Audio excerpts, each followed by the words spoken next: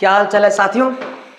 I hope अच्छा होगा, ठीक है ना। देखिए आज जो हम जिस टॉपिक पे चर्चा करेंगे वो होगा इंग्लिश ग्रामर का पार्ट 5, ठीक है ना। आज हम रूल नंबर क्या, कहाँ, कब, कैसे ये सब सीखने वाले हैं। देखिए आई होप ये जानकारी सबके लिए बेहद ज़रूरी है, क्योंकि इंग्लिश से सभी को डर लगता है और आपको इंग्लिश से डरना है नहीं, क्योंकि आप किसके पास पढ़ते हैं? You know better than me. आप हमसे ज़्यादा अच्छा जानते हैं कि आप किसके पास पढ़ते हैं। देखिए आज का जो सेशन होगा वो बहुत ज़्यादा इन्फॉर्मेटिव होंगे, ठीक है ना। आप लोग गौर से सारे वीडियो सारे टॉपिक्स को एकदम से बारीकी से देखिएगा, ठीक है ना, हर एक पॉइंट को, ठीक है ना।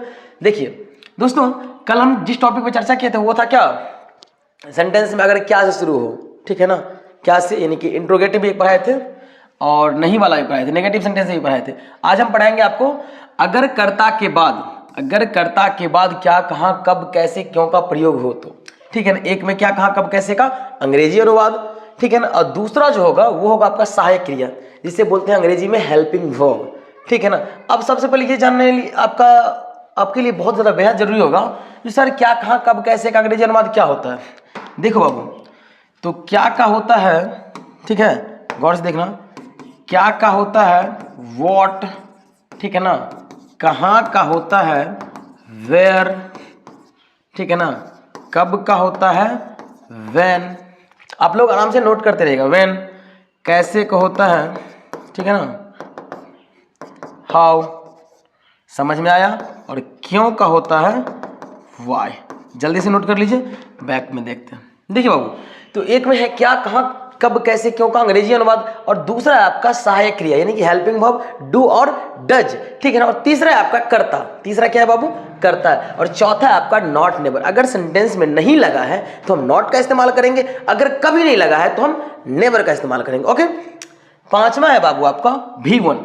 V1 का मतलब होता है वर्ब का पहला रूप। देखिए वर्ब के यहाँ पे 5 रूप होते हैं। पहला V1, V2, V3, V4, V5 तक, ठीक है ना। V1 में जैसे मान लो गो है, ठीक है ना। V1 में मान लो, जैसे V1 में मान लो अगर गो है तो इसका क्या होगा V2, V2 होगा आपका वेंट, क्या होगा बाबू वेंट। और V3 होगा आपका गोन, गो वेंट गोन, समझ में आ रहा है बाबू। V1, V2 और V3, और V4 में होगा, V4 में क्या होगा गोइंग, क्या होगा बाबू गोइंग, ये हो गया V4। और V5 में जो होगा V5 वो होगा आपका गोज। तो समझ में आ रहा है ना। V1, V2, V3, V4 और V5 यानी वर्ब का पहला रूप, वर्ब का दूसरा रूप, वर्ब का तीसरा रूप और वर्ब का चौथा और वर्ब का पांचवा रूप, ओके। ये सारे समझ में आ गए हो, आई होप। ऐसे ही बहुत से वर्ब हैं, उन सब पे आप लोग अप्लाई करके देख सकते हैं। अब उसके बाद है कर्ता। कर्ता you know better than me. कर्ता का मतलब होता है सब्जेक्ट। कर्ता का मतलब क्या होता है बेटा, सब्जेक्ट होता है। उसके बाद है नॉट नेवर, ठीक है ना। और उसके बाद है V1 और उसके बाद है अन्य शब्द, यानी कि टोटली मेनली एक में आप क्या कीजिएगा, क्या, कहाँ, कब, कैसे का अंग्रेजी अनुवाद कीजिएगा, और दूसरा कीजिएगा आप हेल्पिंग वर्ब, और तीसरा आपका कर्ता होगा, और चौथा आपका नॉट नेवर होगा, पांचवा होगा वर्ब का पहला रूप, ठीक है ना, और छठा होगा अन्य शब्द, और सबसे लास्ट में जो होगा वो होगा साइन ऑफ क्वेश्चन मार्क। इसे कहते हैं साइन ऑफ क्वेश्चन मार्क। देखो बाबू, ये हो गया SIGN, sign of question mark, question mark, ठीक है ना, ऐसे। और एक होता है साइन ऑफ एक्सक्लामेशन, वो होता है ऐसे, ओके। ये सब बाद में हम देखेंगे आगे जाकर के।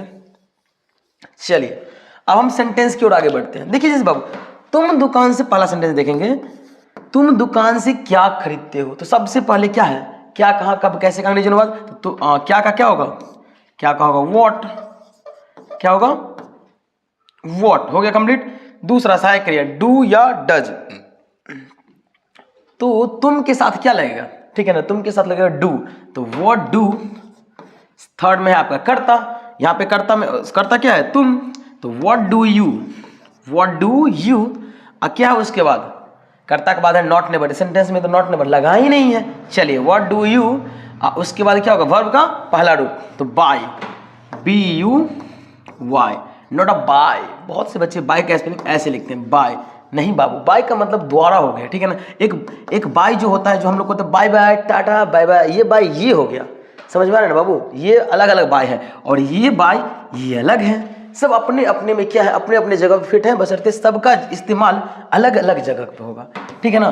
तो व्हाट डू यू बाय, उसके बाद होगा फ्रॉम, सॉरी यार, what do you buy from, उसके बाद क्या है, दुकान से ना, तो शॉप, फ्रॉम शॉप, SHOP और question mark, don't forget to give question mark, okay. अगला सेंटेंस है बाबू, जो राधा तालाब से मछली क्यों पकड़ती है, राधा तालाब से मछली क्यों पकड़ती है, सबसे पहले क्यों, एक में है ना क्या, कहाँ, कब, कैसे, कहाँ, के बाद तो क्यों का क्या होगा, वाई, वाई, राधा के साथ क्या लगेगा, वाई डू, अच्छा राधा के साथ डू लगेगा या डज लगेगा, राधा के साथ डज लगेगा, ठीक है ना, why does Radha, why does Radha, नाम किसी का हो बेटा, सबसे पहला अक्षर जो होता है नाम का, सबसे फर्स्ट लेटर वो होता है आपका क्या, कैपिटल या स्मॉल, कैपिटल लेटर, ओके।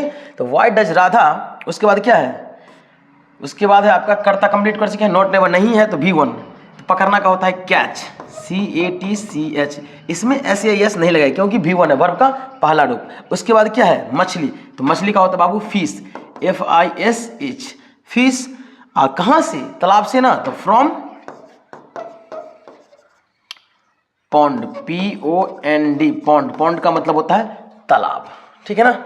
चलिए अब अगला सेंटेंस है बाबू, जो वे लोग हाट से चप्पल क्यों नहीं खरीदते हैं, हाट का क्या होता है जानते हैं, हाट का हाट भी लिख सकते हैं, ठीक है ना, हाट का क्या होगा बताओ बाबू, जल्दी बताइए, हाट का क्या होगा, हाट का हम हाट भी लिख सकते हैं, जैसे होता है मंगला हाट, तो मंगला हाट जैसे मान लीजिए कि दुर्गा मंदिर, तो ये नहीं लिखते हैं जो दुर्गा टेम्पल, वहाँ पे लिखा जाएगा क्या, जल्दी बताइए, वहाँ पे लिखा जाएगा दुर्गा मंदिर, उसी प्रकार से हाट, हाटे लिखा था, जैसे मंगला हाट, सन्नी का हाट, बुद्ध का हाट, ठीक है ना।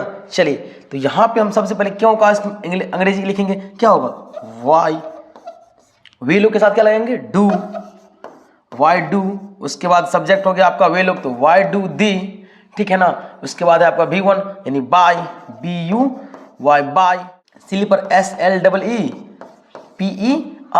तो why do they buy sleeper, ठीक है ना। फ्रॉम, अच्छा इसमें नहीं लगा है, अच्छा इसमें से नहीं को रिमूव कर दीजिए क्योंकि इस नहीं वाला सेंटेंस में आगे बताएंगे बाबू, ठीक है। चलिए तो why do they buy sleeper from heart, from heart और क्वेश्चन मार्क, समझ में आया बाबू, वे लोग हार्ट से चप्पल क्यों खरीदते हैं, ओके। तो why do they buy sleeper from heart, okay.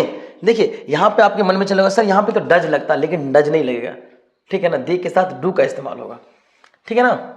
चलिए आई होप यहाँ तक समझ गए होंगे, अब आगे देखते हैं, और ये भी नोट कर लीजिएगा, मैंने कुछ देर पहले बताया था इस सब का मीनिंग, ओके, ये भी नोट कर लीजिएगा। नेक्स्ट जो है वो है आपका यहाँ से, अगर वाक्य कौन से शुरू हो, अगर वाक्य कौन से शुरू हो और वाक्य स्वीकारात्मक हो, स्वीकारात्मक का मतलब जानिए पहले, नकारात्मक और स्वीकारात्मक, नकारात्मक का मतलब होता है जिस सेंटेंस में नहीं लगा हो, और स्वीकारात्मक का मतलब होता है जिन सेंटेंस में क्या नहीं लगा हो, ठीक है ना। तो यहाँ पे देखते हैं इसका जो अनुवाद है वो होगा, सबसे पहले तो आप हु लगेगा ही, who, this is the third person singular number, who क्या है बाबू, थर्ड पर्सन सिंगुलर नंबर है, मुख्य क्रिया में SES लगता है, बिल्कुल लगता है, और 3 में होगा कर्म, 4 में होगा अन्य शब्द, ओके। और सेंटेंस को देख लेंगे आराम से। देखिए बाबू सबसे पहले क्या है, कौन वर्ग में गीत गाता है, तो सबसे पहले लगाएंगे who. Second, step by step चलना आपको, don't forget to my rules, step by step. English ऐसी चीज है उसमें आप स्टेप बाय, इंग्लिश हो या मैथ तो कोई भी चीज जिंदगी में भी आप अगर आप स्टेप बाय स्टेप चलते हैं तो कभी मतलब गिरिएगा नहीं। अगर एक के बार चलेगा सीधे जीरोपति से एक के बार क्या कहते हैं करोड़पति बने, ये पॉसिबल नहीं है, ठीक है ना। इसीलिए आपको जीरो लेवल से इंग्लिश सीखना है ना, तो पहले बारीकी से धीरे धीरे आप करके स्टेप बाय स्टेप चलिए।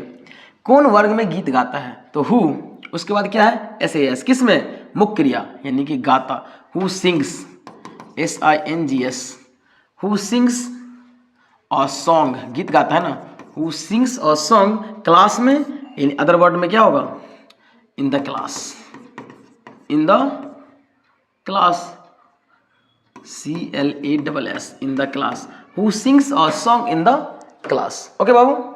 नेक्स्ट, कौन सड़क पर नाचता है, तो कौन का हु, नाचना क्या होता है, डांस, DANCES, तो डांसेस हो जाएगा क्योंकि इसमें SAS लगेगा, तो who dances on the road, ROAD road, okay, question mark, don't forget to give. अगला सेंटेंस देखते हैं, कौन विद्यालय में शोरगुल करता है? कौन का क्या होगा बाबू? हु। क्या होगा? आपसे हम प्रैक्टिस करवा रहे हैं, मैथ्स और इंग्लिश में भी थोड़ी सी प्रैक्टिस बच्चे को चाहिए। तो हु, शोरगुल करना क्या होता है? Makes a noise, makes a noise, कहाँ पे? In the school, in the school. समझ में आ रहा होगा आई होप। चलिए ये आपके लिए होमवर्क के तौर पे, ठीक है ना? ना ये तो होमवर्क के तौर पे देंगे नहीं, ये आपको मैं बता देता हूँ, ठीक है ना? कौन मेला में छिछोरा पंती करता है? हु, क्या? स्टेडल, PADD EL, ठीक है ना? पेडल। तो हु पैडल, लेकिन ये क्या हो जाएगा यहाँ पे? ऐसे एस लग जाए तो पैडल्स, ठीक है ना? Who paddles in the fair, FAIR, fair का मतलब तो मेला। समझ में आया बाबू? यहाँ तक समझ चुके हैं। चलिए इससे आगे देखते हैं, आप लोग स्क्रीनशॉट लीजिए, आगे बढ़ते हैं। देखिए अगला है, अगर वाक्य में कौन से शुरू हो और वाक्य नकारात्मक हो। अभी बताए थे हम, नकारात्मक और सकारात्मक। नकारात्मक जिसमें नहीं लगा हो। देखिए तो पहला क्या होगा? सबसे पहले who, does not, V1, object and other word, other word. कौन पानी नहीं पीता है? कौन पानी नहीं पीता है? हु, ठीक है ना? Does not, who does not, सबसे पहले हु लगाए, फिर डज नॉट लगाए, हु डज नॉट। पानी पीना क्या होता बाबू? Drink, DRINK, drink water, question mark. Who does not drink water. देखो कितना आसान है बाबू, आसान लग रहा है या नहीं लग रहा है आपको? पूरी तरीका से आसान हम कर देंगे इंग्लिश को, ठीक है ना? कौन कौन स्कूल नहीं जाता है? Who does not go to school. सारे के सारे आसान है, ठीक है ना? तो आप लोग ये दो बचा हुआ है, आप लोग खुद कर लीजिएगा, ठीक है ना? अगला देखिए, अगला है बाबू, अगर वाक्य में कौन के बाद कभी नहीं रहे तो, अगर सेंटेंस में, ठीक है ना, कभी नहीं लगा हो तो सबसे पहले हु, फिर नेवर, फिर मुख्य क्रिया में SES, फिर ऑब्जेक्ट, फिर अदर वर्ड। जैसे कौन विद्यालय कभी नहीं जाता है? कौन, तो हु सबसे पहले लगा दे हु। अब उसके बाद कभी नहीं है मतलब नेवर। देखो कभी नहीं का जो वर्ड्स होता है ना, वर्ड मीनिंग, वो होता है आपका नेवर, NEVER। तो हु नेवर जाना, हु नेवर गोज होगा, काहे कि इसमें क्या है? मुख्य क्रिया में SES लगता है। हु नेवर गोज टू, कहाँ? स्कूल ना, school. Who never goes to school. कितना आसान है, समझ रहे हो ना बाबू? आगे देखो, कौन तालाब में मछली कभी नहीं पकड़ता है? तो हु नेवर, ठीक है ना? पकड़ना क्या होता है? कैच, तो CATCHS, कैच, कैचेस होगा, ES होगा इसमें। हु नेवर कैचेस मछली ना, तो मछली का बाबू fish. Who never catches fish, कहाँ पकड़ती है? तालाब में बाबू ना, इन द पॉन्ड। देखो कितना आसान है। अगला है, कौन शादी में कभी नहीं नाचता है? ठीक है ना? तो क्या होगा? Who never dances, DANCES, dances in the, या तो दो वेडिंग या तो मैरिज, बोथ आर सेम। अगला है, कौन दाल चावल कभी नहीं खाता है? गौर से देखो बाबू, कौन दाल चावल? तो who never it's, EATS, it's rice and pulse. आसान है या नहीं है? चलिए, तो आई होप आज की ये वीडियो पार्ट 4 था या 5 था? 5 था ना? तो पार्ट 5 में आपको कैसा लगा, ठीक है ना, वो हमें कमेंट के माध्यम से जरूर बताएंगे। आई होप ये जानकारी आपको बहुत ज़्यादा इंग्लिश सीखने में इन्फॉर्मेटिव लगेगा, ठीक है ना? तो आप लोग दोस्तों के साथ जरूर शेयर करें, और ऐसे ही कंटिन्यू वीडियो चाहते हैं तो आप लोग जल्दी से लाइक कर दीजिए, और अगर नए हैं तो इस चैनल को सब्सक्राइब कर दीजिए। Thanks for watching.